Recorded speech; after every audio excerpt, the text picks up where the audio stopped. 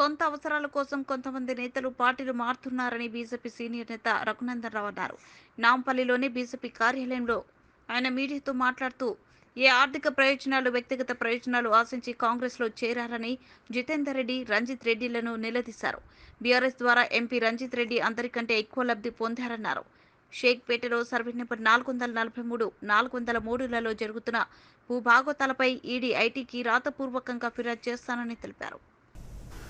గౌరవనీయులు జితేందర్ రెడ్డి గారు, గౌరవనీయులు చేవెళ్ల ఎంపీ రంజిత్ రెడ్డి గారు, పార్టీ మారడం వెనకాల జరిగినటువంటి ఆర్థిక ప్రయోజనాలు, కంపెనీల ప్రయోజనాలు, ఇతర పార్టీల్లో ఈ ఎన్నికలలో అభ్యర్థుల్ని ఇబ్బంది పెట్టడానికి మీరు పంపించబోతున్నటువంటి డబ్బుకు సంబంధించి పూర్తి స్థాయిలో మా దగ్గర సమాచారం వచ్చింది.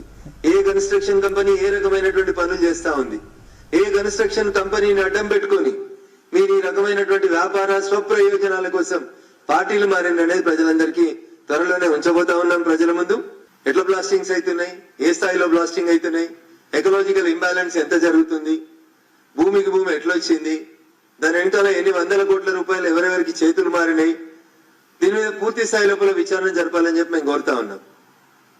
ఎవరు కోరినా కోరకున్నా రఘునందన్ రావుగా ఒక వకీలుగా 100% నేను ఇందాక చెప్పినటువంటి సర్వే నెంబర్ 343, సర్వే నెంబర్ 403లో జరుగుతున్నటువంటి ఈ కన్స్ట్రక్షన్ కంపెనీల భూభాగోతాన్ని, వీళ్ళు చేస్తున్నటువంటి అడ్డగోలు దందాలని అటు ఈడీ దృష్టికి ఇటు ఐటీ దృష్టికి రాతపూర్వకంగా కంప్లైంట్ చేయబోతా ఉన్నాం.